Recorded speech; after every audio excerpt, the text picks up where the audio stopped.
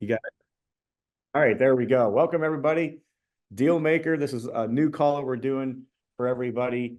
Jim has agreed to be on most of these calls. A lot of the Deal Maker groups have started around the country, and we're really trying to give this as an extra benefit to all the Deal Maker groups around the country, and just the people that want to be a part of this community. I feel like it's a great community that's been built by our leader, Jim Ingersoll, and he's agreed to be on most of these calls as much as he possibly can. But where some of the leaders around the country are going to start leading some of these groups as well. So if Jim can't be on all of them, that's fine. We got awesome people like Eric and Pam and other people that lead other groups as well. So I'm excited about that.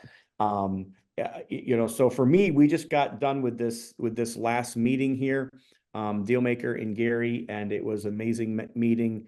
We had about 120 people show up. It was really good. Just an amazing group of people. Charity auction went super well.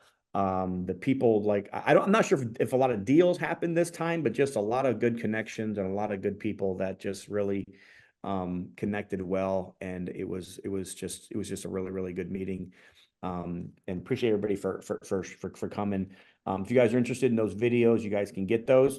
But upcoming, we've got this event. If you haven't signed up yet, it's coming right up around the corner here. Dealmaker Orlando. It's a private lending event. So whether you're a private lender or a borrower, right, Jim? It's for either one. If you want to be a better borrower, you want to be a better lender, this is going to be a great, amazing event for you. I won't be able to be there. This is going to be at Adam's wedding, and I'll be up there for Adam's wedding. And then the day after this is actually Augie's event in Orlando, his gala. I will be down there for that. Do want to invite you guys to this cruise too, Investor Addicts cruise. I think me and Jim are going to both be there for that. I think it's going to be a very big cruise event for the Investor Network. So you guys are going to want to sign up for this. I'm not even sure if those prices are still the same. I probably need to get those updated from those. I think Tanya's on, so it's good to see you, Tanya. Yes. If these prices are not the same, please get in the chat and let us know. And then I want to make sure everybody knows about the dates for Dealmaker. Is this the right dates, Jim? I think so. 18th, March 18th through 21. Get those tickets. I don't know if Jim's going to get a bigger venue, but I got a feeling he's going to need one. It's a much bigger venue. Okay. We can fit 500 people.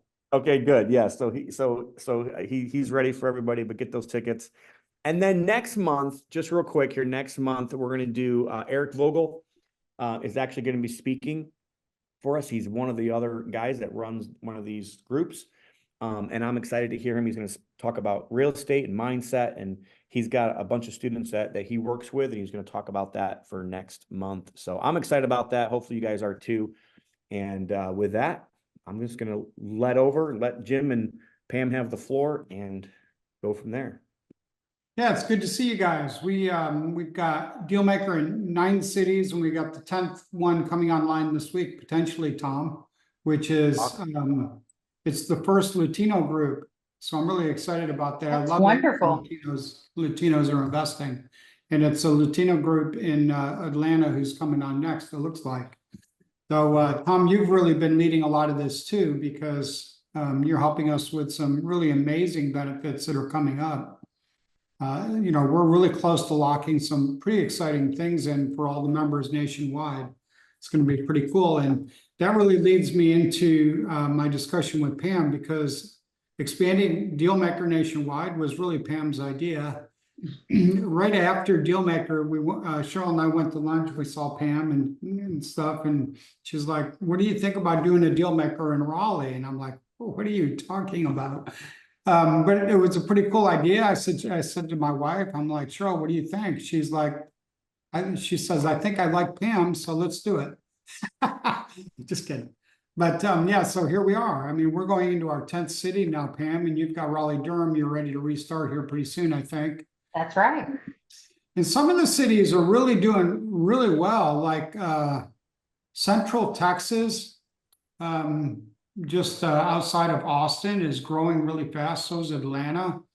Tom, you and I and Eric will be in Richmond together next week.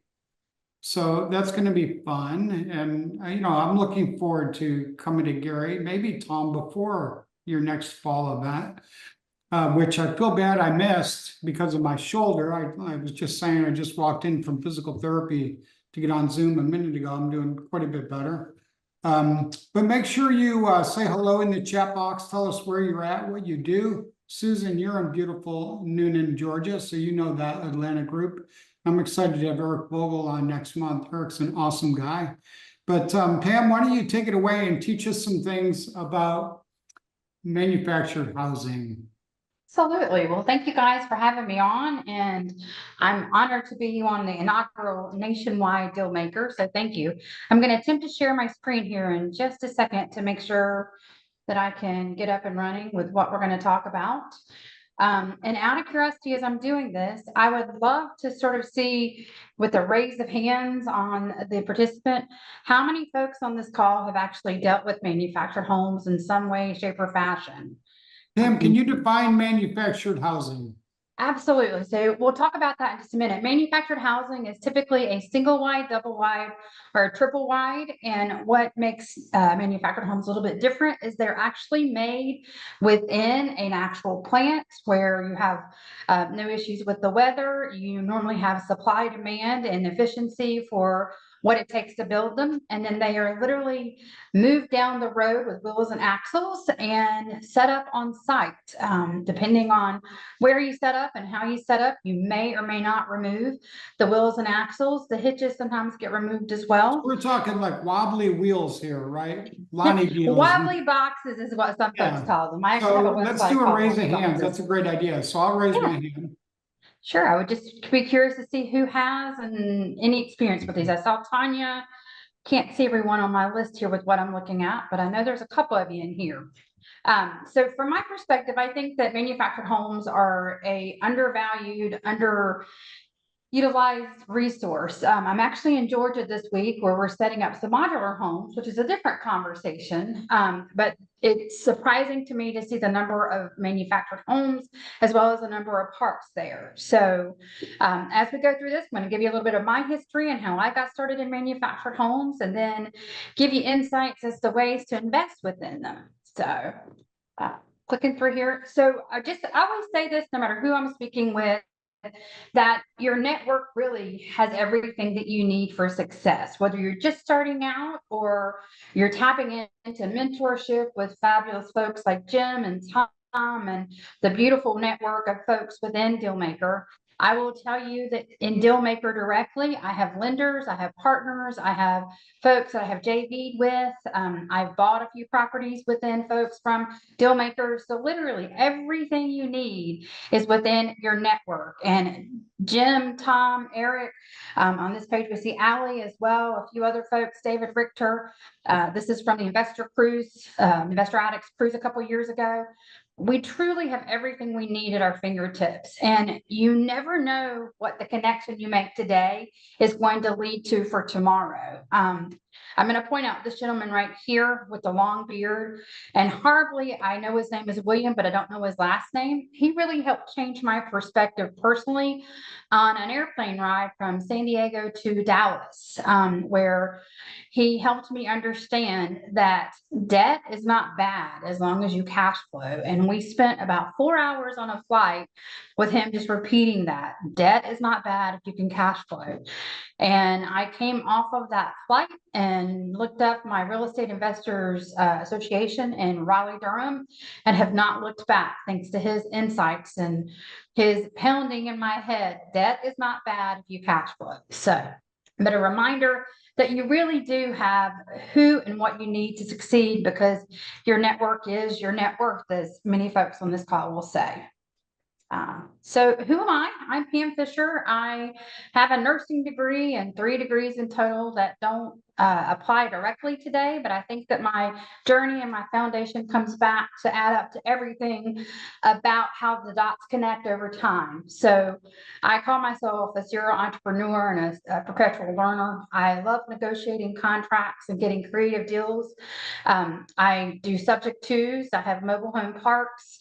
I'm a manufactured home dealer and do remodeling for retail sale and for burring, buying and holding here. So got a little bit of this, a little bit of that in my background.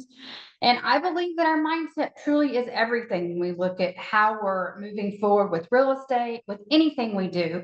I'm a believer that if you tell yourself you can't, then you probably can't. But if you keep saying, I'm going to figure this out, and you align yourself with good people that can support you to get there, you'll hear me frequently say finding solutions, creating opportunities, and we make it happen. But I also believe in having fun along the way, because without question, life is too short. And if we don't enjoy what we're doing every day, then why are we doing it? We all have to find a way to survive financially, but we can also make it fun while we're going through it. I love quotes, and here's one that I think is really pertinent to who I am and what I represent. If you really want to do something, you'll find a way. If you don't, you'll find an excuse. And I see people daily either finding a way or finding an excuse. So by showing up on these type of calls, I say that you're the person that's finding a way because you really want to make something happen. And that's the start to making the strides forward. So what is a manufactured home is the first thing we're going to talk about. Jim asked that a few minutes ago. And I think that when many people hear the word manufactured home, you either have something along these lines of where you've got the jerry-rigged and somewhat redneck haven of sorts. We have a history of seeing wobbly aluminum boxes, or wobbly boxes as we'll so often call them. But manufactured homes have come a long, long way. One fact that I think is interesting is manufactured homes are federally supported through the Housing Urban Development, or HUD. And if you have a new manufactured home delivered to your home or your site, and there are issues, you work with the state and the federal authorities to be able to manage that to the point that you can shut down plants if it's not managed properly and effectively. So typically, because of the quality inspections that happen within manufactured homes, especially the new ones, you'll get quick responses, and they are audited and do quality checks within those manufacturing plants frequently. So the homes that are being delivered today are nothing like what we thought of prior to the 76 time period before HUD was out there. So what exactly is a manufactured home? So it is factory built and on an assembly line. And here are two examples on my screen of actual manufactured homes in the plants. I've done several plant tours over the years and would highly advise that if you ever have that opportunity, it's fascinating to see them literally go down the assembly line. Whenever they start, they put the flooring onto steel beams, they flip it over, and they go ahead and pre-place electrical and plumbing locations on the base of the model. They flip it back over, put wheels and axles on, and literally roll down the assembly line. Here's an example in this photo where you see folks with a pulley system up here, literally moving the walls that are pre-built and placing them inside of the box that's going down the line. It's a floor frame that the subfloor is added, and then you eventually put insulation and what they call an underbelly, which is a massive tarp looking but thicker substance. And then as it goes on down the line, you get your walls, you get your plumbing, you get your painting, white, your windows siding. And then by the time it's finished, you've got your roof on, and it's going to literally roll on out of the factory with HUD stamps, HUD labels, and a serial number, which is similar to a VIN that we have within motor vehicles. There's single wides, double wides, and triple wides that can be set up as manufactured homes. Typically, a single wide is one contained box, and this example is a single wide. You've got your siding on all four sides and your roof, and it rolls down to your site. It's about 14 is your common width, and your length can go from 40 on up to 90 feet long. When it's delivered on site, it's a contained unit. And once you set it up with HVAC, with electric, and with plumbing, you're good to go. Your requirements for the way you set it up, as well as your requirements for permanent versus temporary skirting, is dependent on county and state rules.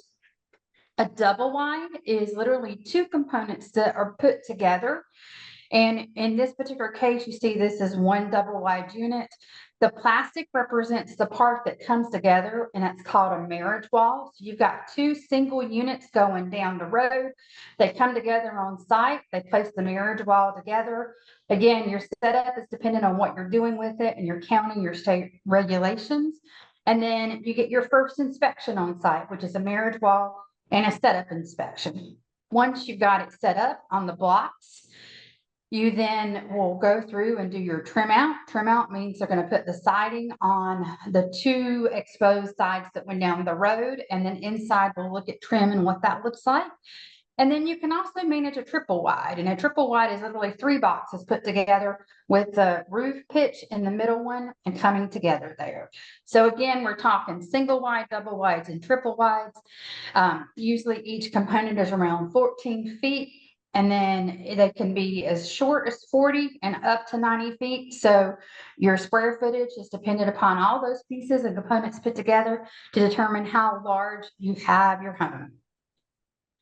Hey, Pam, Yes. what's the most like used one out of those? Would you say it's just a normal double wide is probably the most prevalent? That's a wide open question because it depends on where you are and what your intention is. In say a manufactured home park, you're going to have more single wides, right? For single family homes, in order to get a loan on those, oftentimes you're looking at a double wide. So it depends on the intention. Your price differences are significant enough that where you're placing it and the intention of what you're doing with the home will determine what you can do with a single or double wide. Obviously, triple wide is just a larger component that you can work with. So the answer is it depends on the use and where it's being located. Sometimes your land will determine if it's a single wide or a double wide, as far as how much acreage you have and how much you can actually put on there. I'm assuming you're looking at the chat, Tom. I wasn't looking at that. So I'm going to pull that over to the side. No, as I a back. wasn't. Sorry, I was not even Oh. looking at that. I'm so sorry. What is the square footage then, like for a normal double wide with just 2 pieces? Because I've seen also Sure. like 4 pieces and 6 pieces where they're just like, Absolutely. you know. And some of those may be modulars you're talking about when you get into the larger. So if we do just say a 14-foot wide by a 52, you literally take those 2 and say 14 times 52, and that's 728 square feet, right? If I double that and say, if I have 2 14-foot wides, that's 28, and then multiply that by 52, then that becomes a 1,456 square feet.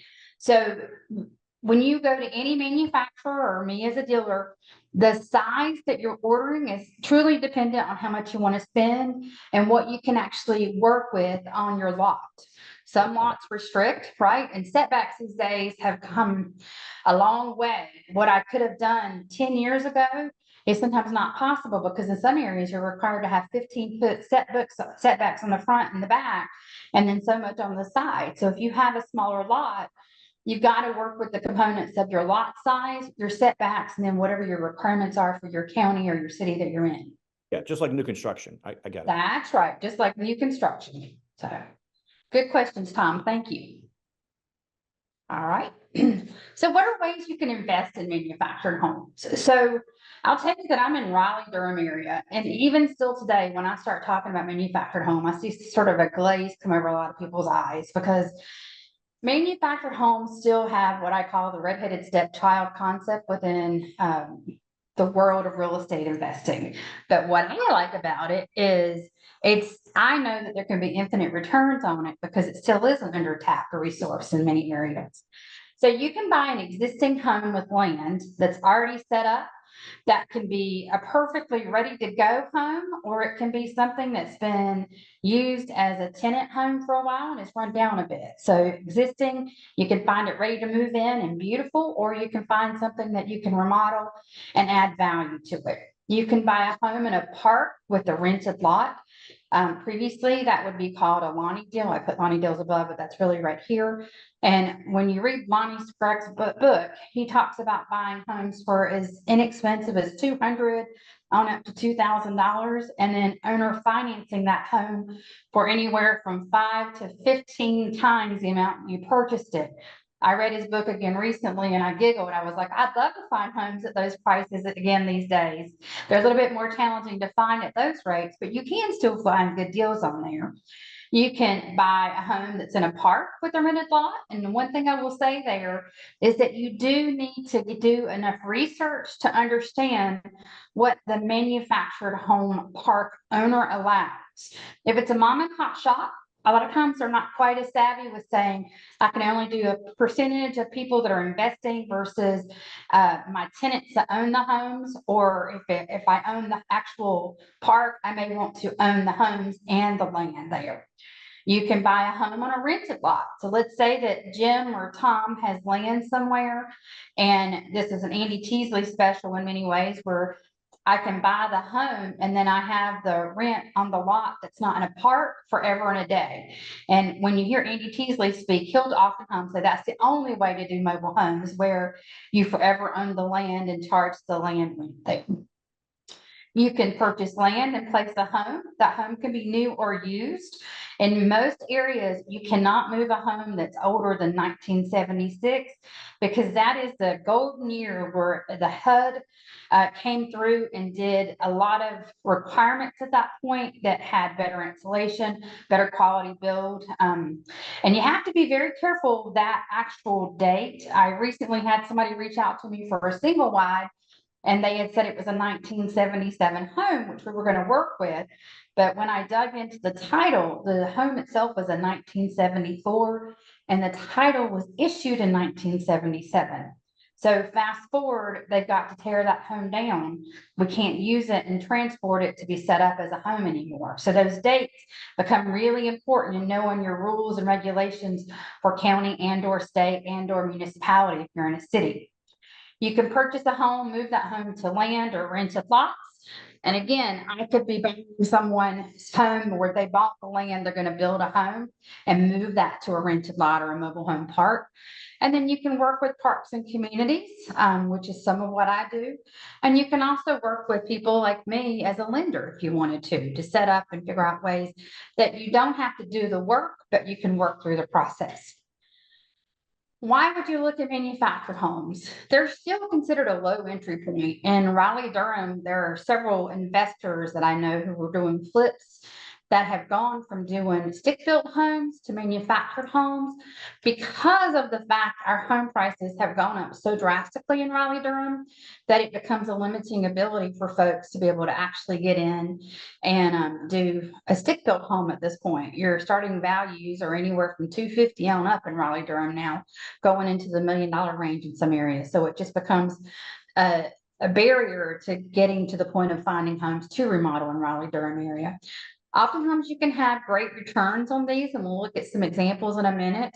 A lot of people will still say it's your affordable option in homes. A lot of folks are saying that we have a crisis getting ready to happen because of rents going up. And if you can find these homes at the right price, your returns can be infinite and beyond. One thing I don't have in here that I'll say is oftentimes when you are getting a stick-built home, you're looking at a 15 to a 30-year mortgage, and your payoff time is quite intense versus I have some homes that I buy as manufactured homes, and we can have those paid off within 8 months of rent receiving. And then after that, it's all cash flow. So when you look at that comparison, there is no comparison, in my opinion, for some of these. You can buy them new or used, you can do remodel, and then your strategy can be to sell, own, or finance, or rent. So I'm going to glance over here at the chat. I do see a couple questions. Dana's asking, can they be placed on a basement or a crawl? So you can place them on a basement. That takes a little bit more prep work than what we're going to talk about here, but that is an option. Crawl space, they normally have to have at least a 4 cinder block high in North Carolina and in Georgia from what I'm seeing. But yes, they do have a small crawl space. You want as much flat land as you can have whenever you're placing these. So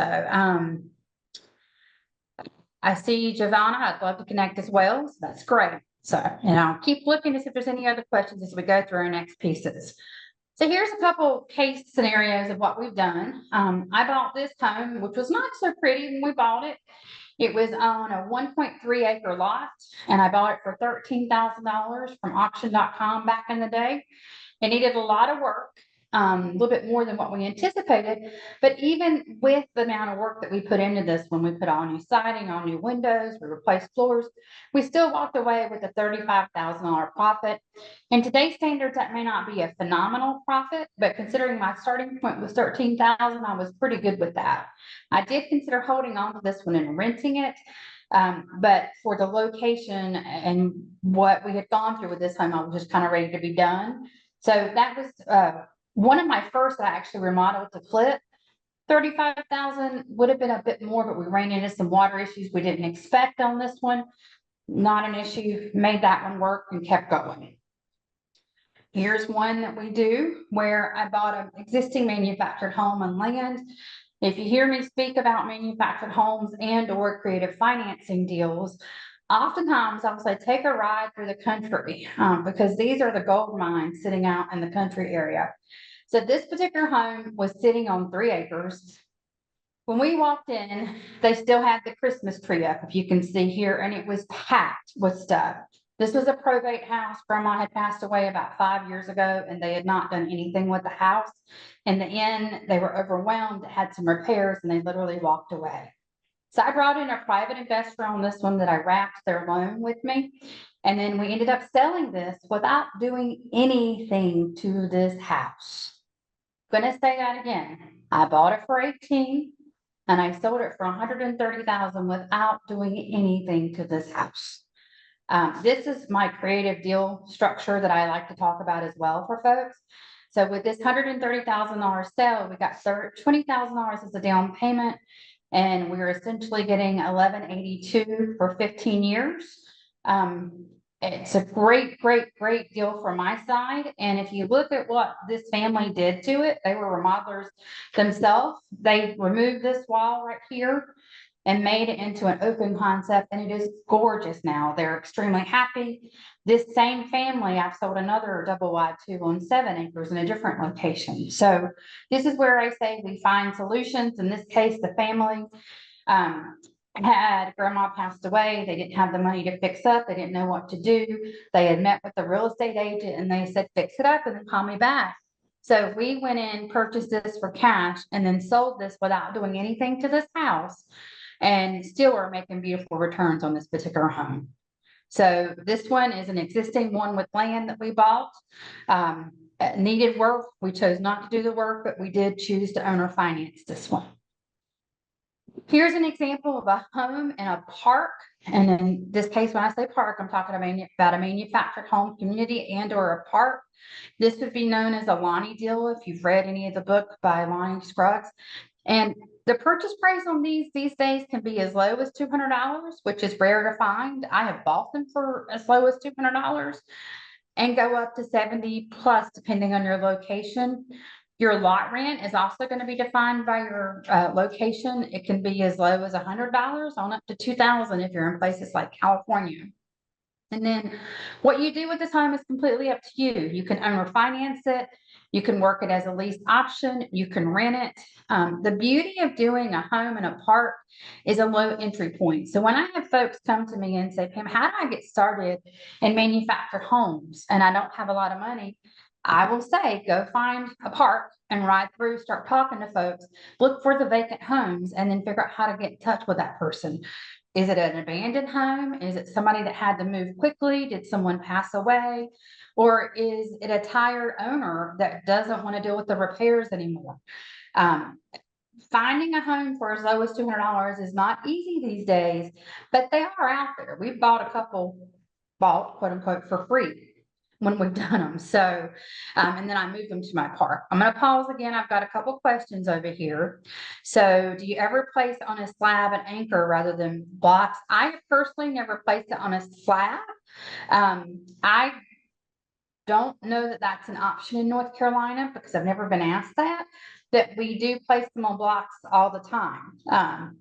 The 881 was first or was 1182? Jonathan, I don't know what that question is. I'm sorry. I think you may have been going back up here to my creative financing one.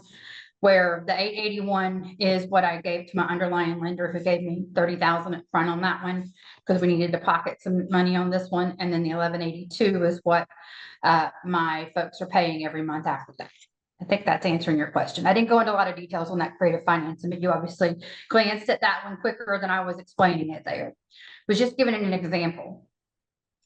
We are now placing quite a few new homes on land, and I've got a couple of examples here, and I'm going to dig into that with you a little bit more, where we either buy land and develop it, splitting it into multiple lots, or there may have been a previous home on the lot, or there's enough land to put one home on the lot. This example I'm getting ready to show you on the side here is one where we took a home lot that previously there was a double wide, and they had been foreclosed on, so the double wide was pulled out. So it was nice because we had the flat land. In theory, we had infrastructure in place, and we just kind of kept going there. What I will say is you cannot make assumptions with manufactured homes, no matter where you are. Some areas, even though there may have been an existing double wide or single wide and it was moved out, that location may or may not allow you to put another manufactured home on site. There's one municipality that we deal with that if there was a manufactured home on site and it's pulled out, you cannot replace it with a manufactured home. So please, please, please double check with your county, your city, your zoning, your regulations. Some areas, they don't want manufactured homes anymore. Can't change that necessarily on an easy flip, but we can work through that over time. Your infrastructure is no different than you would have for a stick-built home. You got to deal with your electric, your water, whether that's a well, county or city access, and then sewer, whether that's septic or county or city sewer.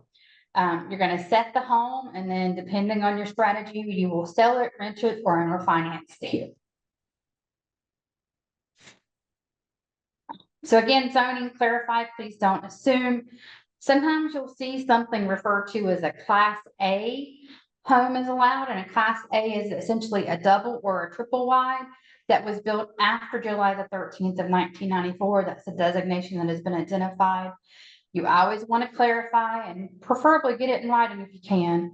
And then, like we talked about in the very beginning here, clarify your setbacks, any known discrepancies, and then neighborhood, city, county exceptions there regarding manufactured homes. Even in some of our rural areas that we've gone into, sometimes they may not want manufactured homes, but we have been able to go to zoning and planning with the officials in the county when they would meet as commissioners, and have been able to share with them our plan, our strategy, the homes that we're looking at, and have been able to get exceptions for some of the zoning out there. One thing I always say is you need to know your comps no matter where you are. And it's more challenging to find comps for manufactured homes.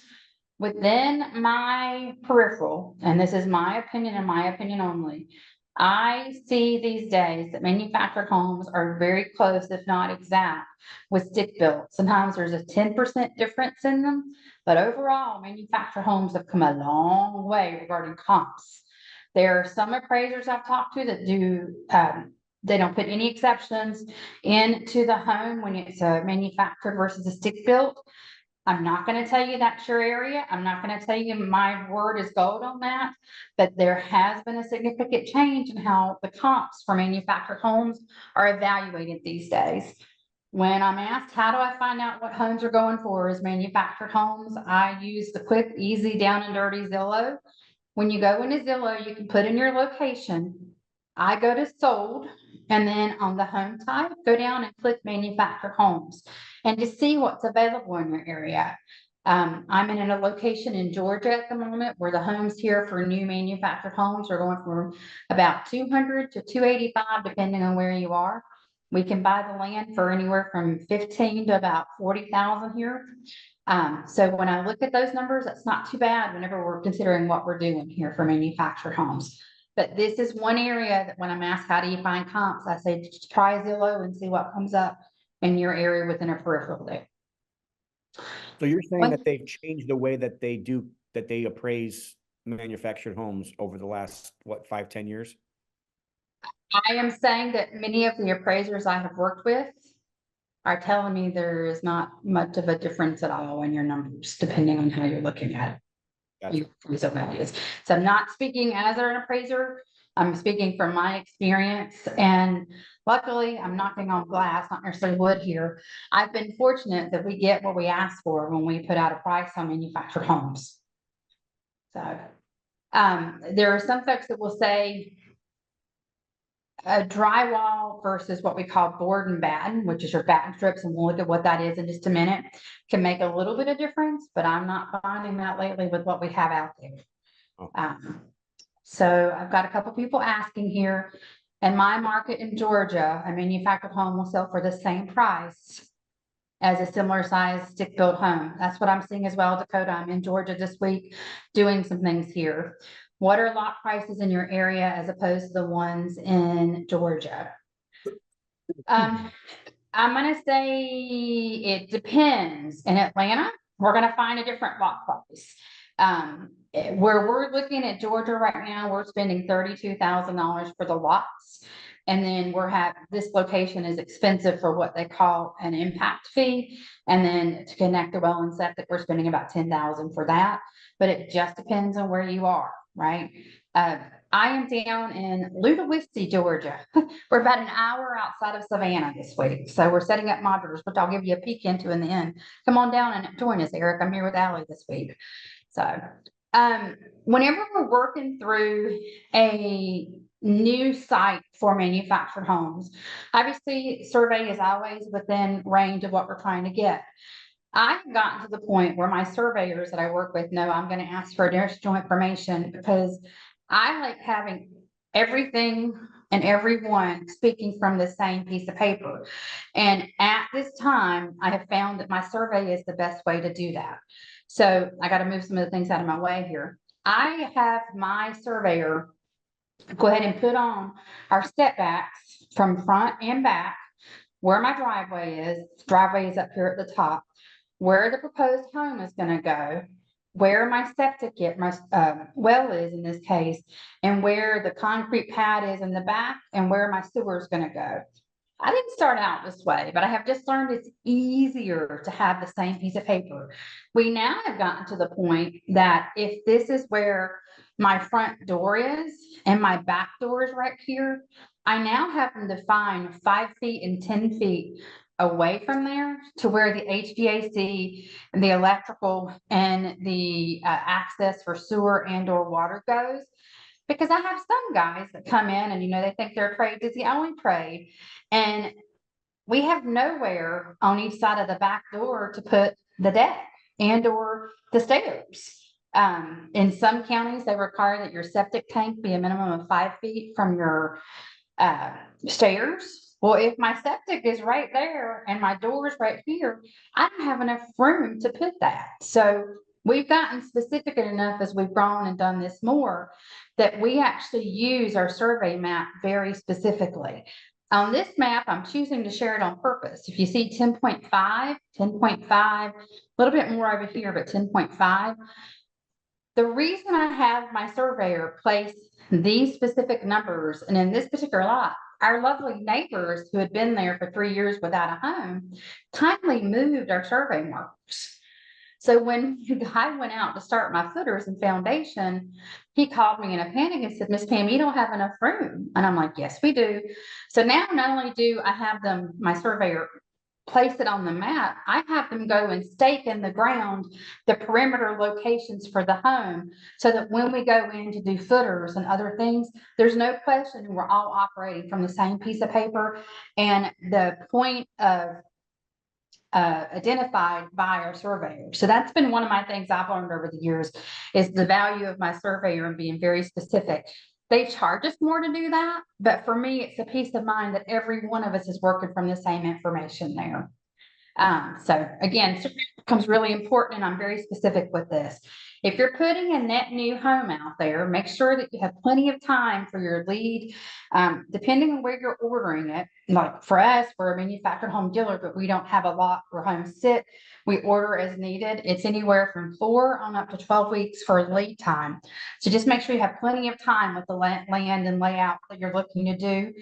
You always want to know your max size of the home. Survey is first, in my opinion, even before you start dealing with the land clearing. If I'm considering a land site, I will oftentimes send the land address to my surveyor in advance, and he'll glance at it to make sure there's no water issues, there's no drainage issues, there's nothing on site that he can find through historical data in the county that's going to be a prevention or a barrier for me, including topical. And then I'll have him clarify what he thinks my max size of home can be, so I can get that ordered as soon as possible. Your double wide, again, I think if I'm selling the home, I want at least a double wide because I'm going to get more bang for my buck money wise. And then whoever you choose as your manufacturer, your styles. This is a layout here of a Clayton Tribute, one of the ones that we've ordered several times. It's 4 bedrooms. It's a decent size. It's brand new. I order quite a bit from Clayton at this point because I really like the products they've delivered these days. I always make sure you get a permit. A funny story to me is I have an experienced investor in our area. He said, "Hey, Pam, I'd like to order a home." I'm like, "Great, let's do it." Put the order in, had a couple conversations with him. He works on double wides all the time. And about 4 weeks before we're ready to deliver, I'm like, "Hey, bud, just checking in. How's the permit coming?" He goes, permit? I got to have a permit? I'm like, uh-oh. We don't know as much as we thought we did on placing a new manufactured home. So in the end, I ended up contracting with him to set up his new manufactured home. So I now know that just because someone is experienced with mobile homes doesn't mean there's experience with setting up a new mobile home. So lesson for me, but you do have to have permits. You do have to go through zoning. Here's a couple of examples. And when I'm showing these, again, this is a new manufactured home on land that we're setting up for permanent as part of the property. And then we're going to actually retail sell these homes. So we got the land cleared. Having flat land is really important, just like it is with a home. If you have elevations, you're going to end up paying a lot more for your foundations. I've learned a ton in the past year about footers and foundations and the difference between one mason and another with what they do and they don't do. So what you see here is the box of where the home is going to go. And you put the concrete in while you're digging out the footers there, so that whenever they're coming in to put the foundation in after the home is on, you've got a base there to place it on. The footers is where you're going to actually place the actual blocks that go underneath the home. And then you do have to have those inspected. So once the guys come out to dig for the footers, there is an inspection before they actually pour the concrete there. So all of this has to be done prior to the home being delivered on site. And then we have the home delivered, and depending on how you're working with a dealer or who you're buying the home from, the home gets delivered by one crew and then set up by a completely different crew. In this case, you see them, they still have the home attached to the truck, and then they're moving the home. There's different devices. This is called a platypus, and it's kind of like a remote control piece of equipment that not only moves it, but also can lift it and hold it as they're putting the blocks underneath the home there. I'll get back to some of your questions in just a few minutes. We do move the hitches off. Oftentimes we'll place them underneath the home, although we're putting permanent foundation on these. In the future, if ever that home needed to be moved, it's just easier and kinder to make sure that you have the hitches underneath. Somebody can manage that. You see, this is what we call the marriage line, and this is where the two components are put together.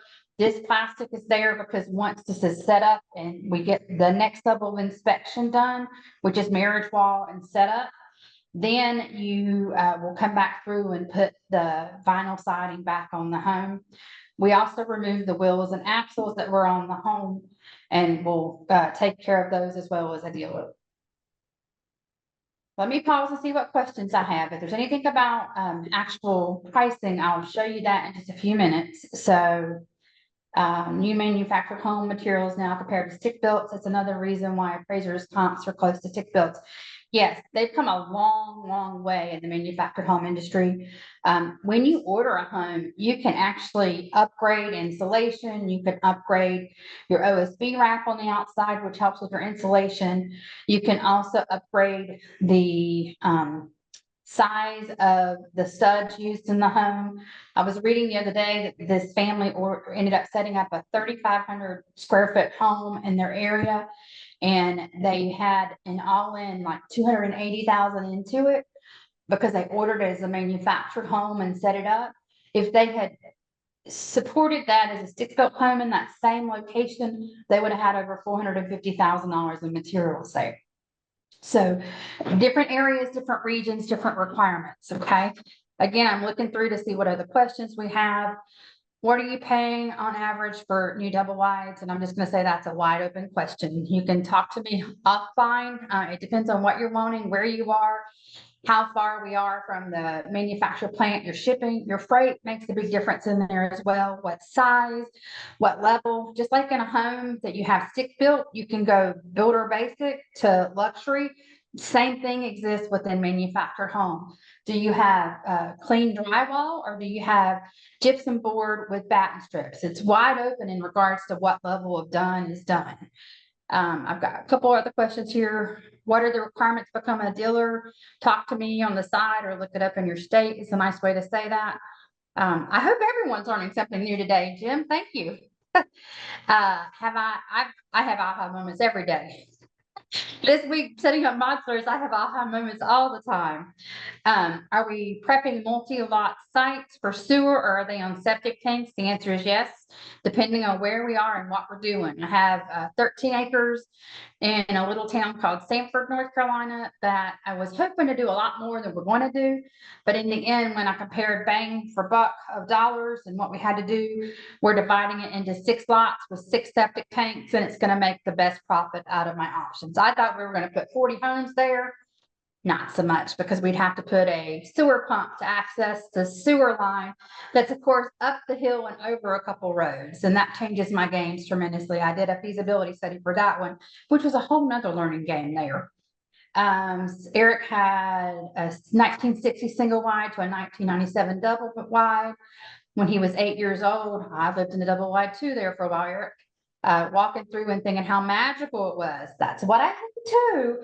When they put it all together, I was just sad that the Sega game system wasn't in like it was on the lot before my parents bought it. I love it. Lift stations are expensive. I'm learning about that, Dakota. Not something I want to step into at the moment. So this is the inside of the home that you just saw a few minutes ago when they were setting it up on the outside. You hear me talk about the marriage wall, and this is where the 2 pieces come together. And if you look closely, you can see exposed wood because it's 2 studs coming together and sitting side by side, and that's exposed in the home. So this is the kitchen, this is the living room, and you can see it's easiest. We've got to put a transition strip at the top on the ceiling. We've got to put gypsum board and trim on the sides, and then we've got to put a transition strip on the floor. Here's a better vision of what the 2 marriage walls look like together. It's not perfect, but we're going to cover that with the gypsum board that actually comes in the home. And then we had a piece of gypsum board get damaged, not a big deal. Depending on who makes the home and how they deliver it, sometimes they'll place little holders in here to help so it doesn't crack. It's just moving and stabilized as they're going in. And then I'm just going to show a couple things. You see the trim over on this section, but then it stops here because they're going to have one continual piece of trim to put up after you fix and set up the home there. This is called trim out when the home arrives. So again, you see trim, and then we'll go back and put trim on this section. This does not have a batten strip, so we'll come back and put batten strips in on there. Same home over here. And again, the home, when it travels down the road, travels with all your materials in there to set up the trim on the site. And then you see again a different version of that marriage wall. You see the beginning of the trim going up. When I use the words batten strip, if you look really closely, you can see a thin, about a ½ inch to an inch batten strip that goes inside the home. Manufactured homes and their historical ideas of what they are and are not, the batten strips are something that really define for a lot of people what a manufactured home is. You do have the ability to get fully drywalled homes, but you are going to pay for that these days as well. Then you're going to do what you do with any home: HVAC, electric, plumbing, whether it's septic or sewer, and then your well or water. So this home was set up within just 2 weeks, literally. Little piece, just a reminder to any of us as we're doing this, there was a well in the front, and the electric guys forgot to connect to the well. So we were doing that last minute as we were getting ready to have the inspector come through for this home. But you see the power bay, the electric bay set up, the HVAC, the guys came out and did the plumbing. All of those are kind of plug and play. Oftentimes when you do a new manufactured home, it comes with the inside unit for the HVAC. You have to put the coils and they have to put the outside exterior air conditioner in. So not complicated. One of the reasons why I like setting up manufactured homes new is, for the most part, you're dealing with professional, mature adults who have a specific job. They come in, they do their job, they get paid. After you have been approved with your inspection, and it's not back and forth. I jokingly say that sometimes with remodeling, you babysit, and I'm not a babysitter anymore. I let go of that a long time ago. I like working with mature, professional, responsible, licensed individuals that come in, they do their work, they go on. So the only thing that really is not licensed on this is your footer and your foundation guy. However, the fitters do have an inspection. So even though my footer masonry folks and concrete folks are not actually licensed, they have to be inspected to be able to achieve what we're trying to do. In this case, you see literally the home being set up on blocks, cinder blocks underneath. And then, oh, sorry, went backwards. And then the foundation that goes in.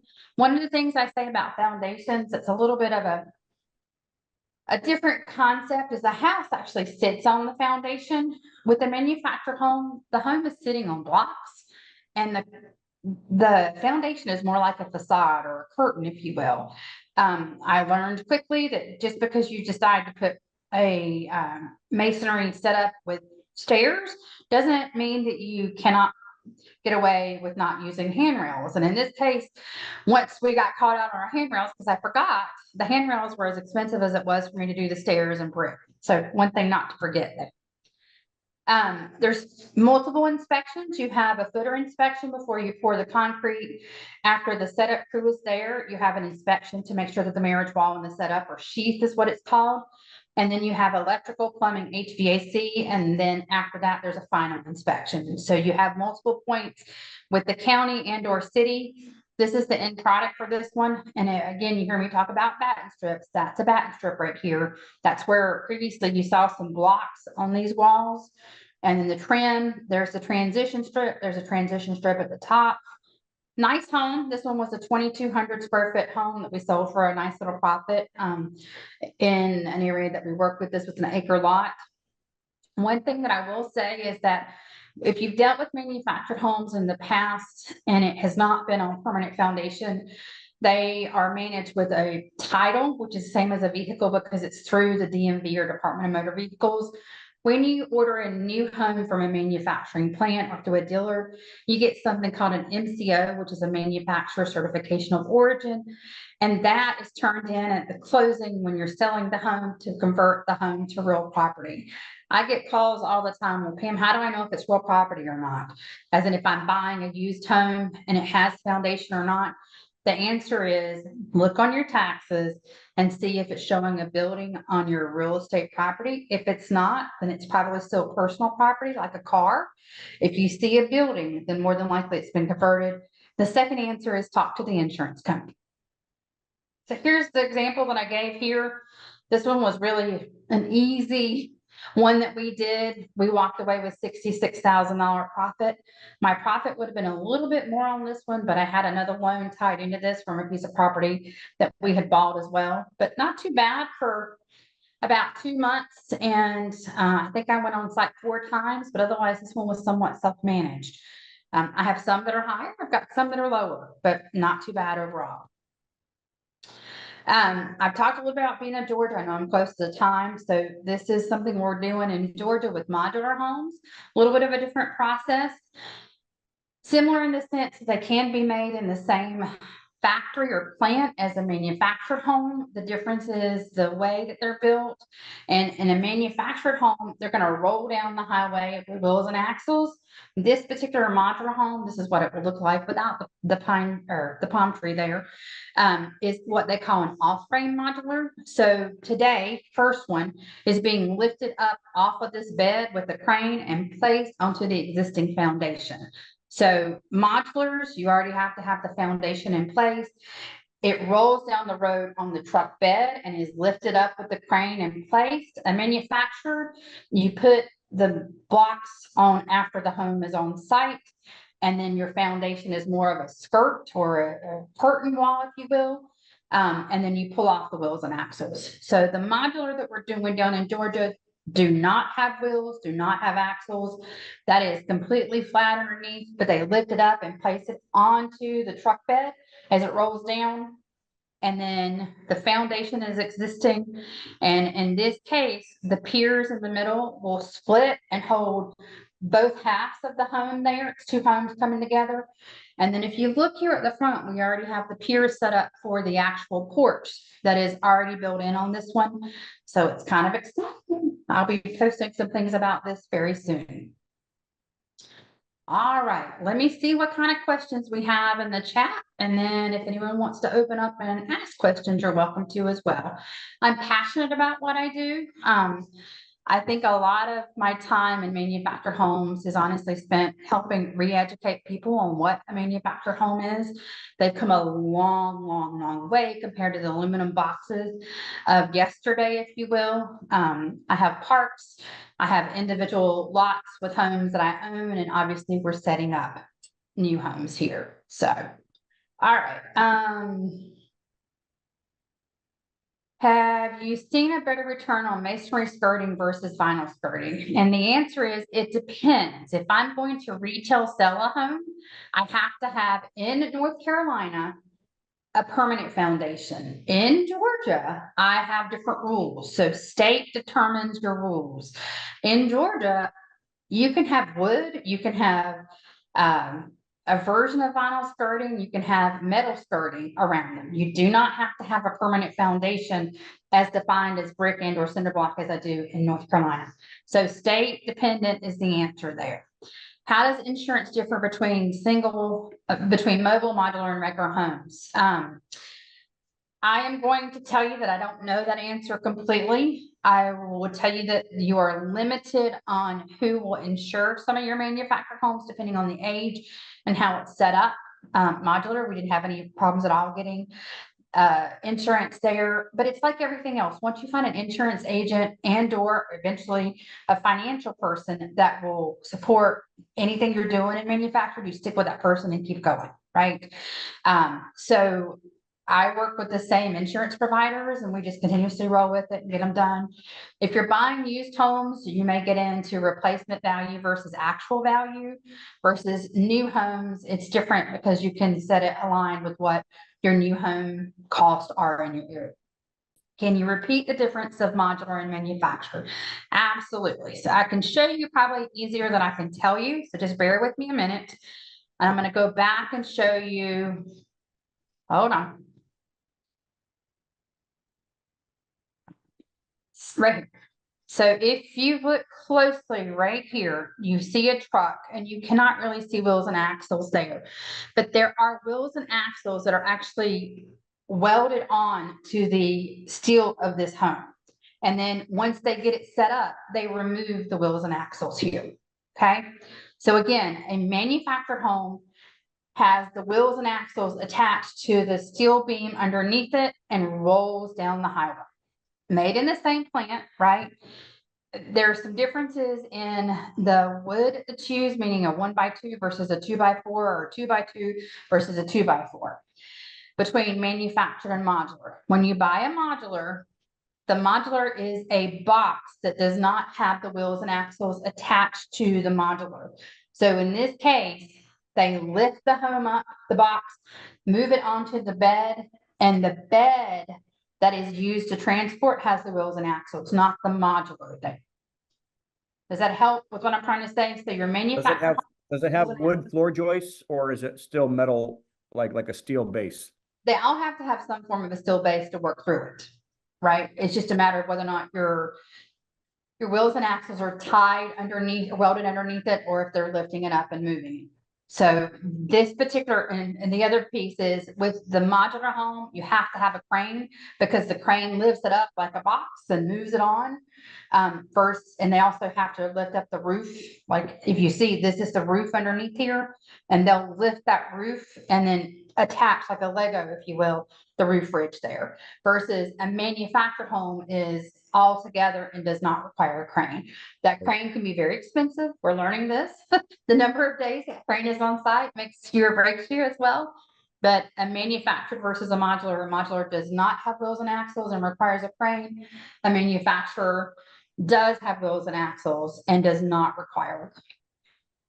All right. And I Going think there's a back. question about what's the cost difference between the manufactured, modular or stick build?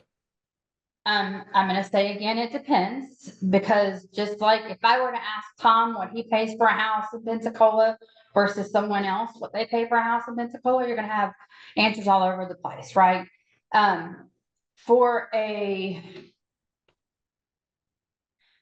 In your location makes a difference as well. I will tell you, I'm not comfortable saying a price because it is specific to your location is what I'm going to tell you, right?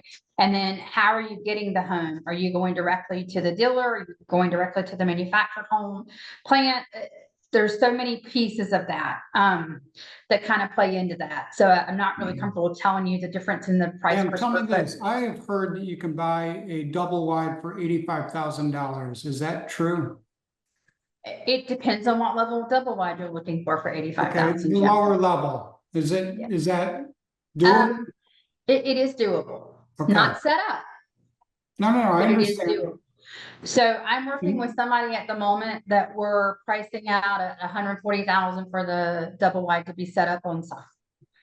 Right, and that one's about a 1700, but it is location specific, level of finish specific. How much does the setup typically, like a range cost on setup? So if you get a cheap double wide for 85, how much would the setup on that be?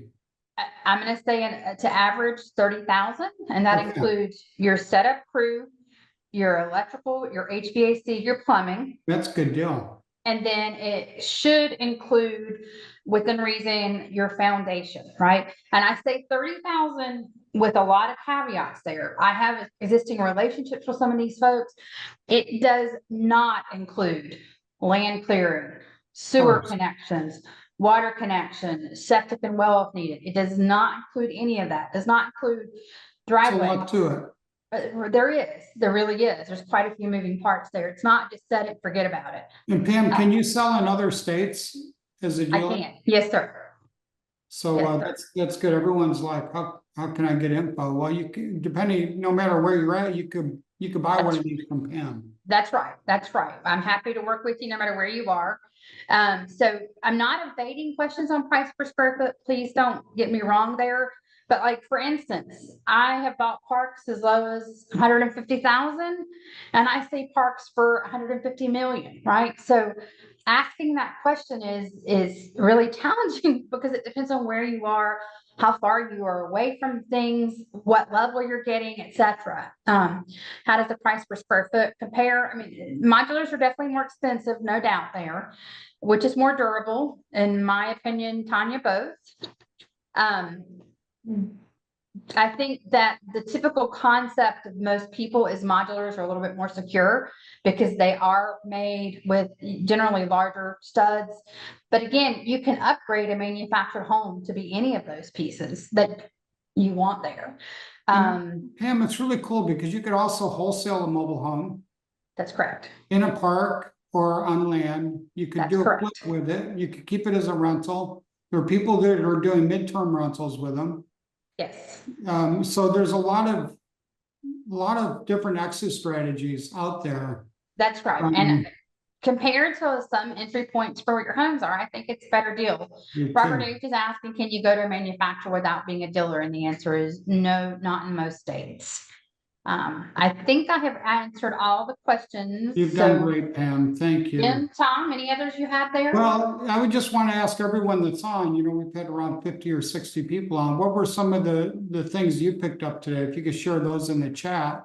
But Pam, You did an extraordinary job. I learned things. Thank you. I haven't bought a honestly- mobile home in many, many years, but I would love to if I could find the right land and things that had to go with it. I think that there is so many opportunities in manufactured homes. The one that I showed you earlier, that we had a little bit of work to do to land, we had that one sold within 2 months, right? And that means buying my home, buying the land, buying the home, setting it up, doing everything that we needed, 2 months in and out. We could have done it less than that, but it happened we were on Christmas time, and people take off during that time and the holidays. And so I thought that was really good that we were able to do that quick and easy at that time frame. Yeah, Pam, I wanted to add, so I have several properties that I have excess acreage, and I've always wondered, what am I going to do with that excess acreage? And just watching this presentation, I have some ideas, maybe bringing mobiles or modulars in, and just knowing that I will get a return on that. Because in my head, I'm thinking it's going to be far more expensive than what you just laid out. So you have crushed a crippling fear of mine. So thank you. Absolutely. Well, Eric, maybe we can work together and we can help you not only crush it, but become a reality to see it happen yourself there. So, There we go. I have a question. Do you typically sell your wrap seller financing notes sold, or do you like to hold them? And the answer, Felipe, is it depends. If you're interested in talking to me about wrapping and lending, I'd love to have that conversation with you or anyone else on this call. You know, I have some. When I work with lenders, I have to do education because a lot of them are still scared of manufactured homes. And the reality is, we still own the land, we still own the property, right? If we wrap it, we sell it, it's still off conducive. I'm working on selling a note right now, which was I think that one was 4 acres and a huge manufactured home on permanent foundation there. And when they looked at it, they're like, this is a beautiful note. I'm like, yes, it is. So we're working on finalizing the sale of that particular note. So it just depends. Each property tells me a different story, just like it would if it was a stick-built home. Somebody asked, it sounds, I heard that making repairs are very different from your regular home. What to watch out for? The answer is yes and no. We buy most of our stuff at Lowe's, to be honest, if we're making repairs. I have a different presentation that I've done 2-day courses on manufactured homes and what's different and such. Your older homes, you have plastic sinks, plastic tubs. You can replace any of that with a regular tub, a regular sink, right? It's the difference in your price point. A lot of your fixtures in the older homes, the light fixtures are plastic, right? So they were less expensively made back in the day, but you can replace them with the same or similar. The 2 areas I say that you have to, or 3 areas you have to be aware of is, one, your door sizes. The home that I showed you a little while ago that we made a $35,000 profit on, which was not fantastic, but it was an okay. We had 5 different door sizes in that house. And we ended up going back 3 times to buy different doors because we didn't think that we had 5 different door sizes in the house, right? Sometimes your tubs or your shower surrounds can be odd shaped and odd sizes. Little hint for some folks that do remodeling. If you ever have a home that you're remodeling and you're trying to fit a bathroom somewhere, consider going to a manufactured home supply store because they have fiberglass showers and tubs, and they actually have unique sizes sometimes. So we've done the opposite a few times where we had a house, we had a tight space, we were trying to get away economically with putting a tub and or a shower surround. And we went to the manufactured home store and found what we were looking for versus if we went to a Lowe's, a Home Depot, big box, or plumbing store, we were going to have to custom order it, and it was going to be way too expensive. So don't forget, you can also get some things on the flip side there. So the other thing that sometimes you have to be aware of is your door locks. If you have older homes are smaller than your typical ones. Obviously you can retrofit if needed, but those are the 3 things that I would say are the biggest challenges is your tub potentials, your doors, make sure you measure, and then sometimes your locks. Otherwise, everything can be managed within reason. So, trying to make sure we cover all. I think we got them all, Pam. You were awesome. Yeah, good job, Pam. Yeah, I obviously love what I do and would love to continue sharing and working with anyone here on the call. So. Yeah, I think it's a lot like new construction. It's just the house is built in a factory. I mean, really, you get a little bit of extra time bump on that, and you don't have to as a general contractor or as an investor, you don't have to manage that whole part. So you got to manage a couple different parts than you normally would in a rehab. And then it's a lot like new construction. You have to do everything that you talked about with the setbacks, with sewer, with electric. But the house is just kind of built, somewhere else. So you still got to have HVAC, you still got to have all that stuff that you would have in a normal house. That's right. But One of the things I would give as a tip if you were going in and remodeling, the older homes have crumbly OSB or the MDF boards underneath it, and it turns into sawdust. And if you're trying to cut up, they glued it in addition to nailed it and stapled it. So you do have to spend a little bit more time getting it off of your joist if you're going down there, but it's worth it to do it. So replace it with new subflooring if you ever have to do that. and are you mostly dealing with just new stuff right now, Pam? I deal with whatever makes sense, Tom. Say that the deal comes to me and we make a decision, right? So I really like doing new manufactured home setups. I have established my dealer license purposefully working with some JVs. We're actually looking up at even setting up a dealership at some point. We're in negotiation with someone at the moment who has an older location. So yeah, I will say this is my last piece, that for a long time, I would say I do mobile homes and kind of do like this, because in my area of Raleigh, I say that we live in a bubble in a lot of our areas. You look to the right and you look to the left, and most people make 6+ figures, right? You see Teslas, you see luxury cars, you see Beamers, Lexus, etc. But that's not the way everybody lives. And when we're in an area like Raleigh, Durham, where our average home is around 400,000 minimum now, who services that? Who do you go to a restaurant and talk to that's taking your order, or that is dealing with you when you go to a hotel, right? Not everybody can manage or even think about a $400,000 plus home anymore. So you go to your areas 30 minutes, an hour, even an hour and a half, and 2 hours. That's the real world, right? So for a while, I found myself seeing a little bit of, I don't talk about what I do, because I would see the glaze come over people's eyes. And in the past, I don't know, I'd say 15, 16 months, I've lived into it. I do manufactured homes. I'm proud that I do manufactured homes. I think that it is a realistic way of life for many, many, many people. Oftentimes when I'm in a room, I'll ask who in this room has either lived in or bought manufactured homes. And the number of people that say they lived in a home, Eric said it, I say it, right? It's not, an unfathomable way of being. In the country where I grew up, people would buy an older single wide, buy their land, set it up, and then after the land was paid for, then they would build a new home, right? So once I've embraced the manufactured home world, I see that my gifts are coming back to me continuously in ways that I forgot for a while, because I sort of did this when I would talk about them. So I think manufactured homes are great. I love working with other people to educate, support, and teach on how we can move forward with those. So Thank you. there's other questions coming up here let me grab these last ones, and we still have a few minutes. Somebody said, what's the oldest manufactured home you would buy? My answer is, if it's on land, I don't care, right? An example, I bought a manufactured home in California. It was a 60s model. It was on a rented lot. I didn't care. I was 3 miles from the beach when I lived there as a consultant back in the day. And somebody would come through, remodel it, put granite everywhere. The home age is not important, because you can make it whatever you want it to, as long as I don't have to move it. If I have to move it, there is a date. For a flip, we try to stay 1990. Yep, that's a smart way to go, Dakota. That makes sense. There were a lot of changes for HUD code. The manufactured homes depreciate in value over time. I'm going to say that depends, right? In general, you will hear people say depreciate, depreciate, depreciate. So if I'm buying, I make sure to clarify that, yes, they do depreciate.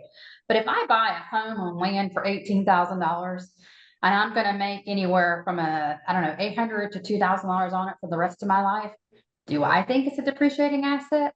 Heck no. I mean, in those numbers, the home is completely paid for within 2 years, and then it's complete cash flow. So I don't believe in the concept of depreciation like that, the way other people do, but I look at cash on cash return and my infinite investment there.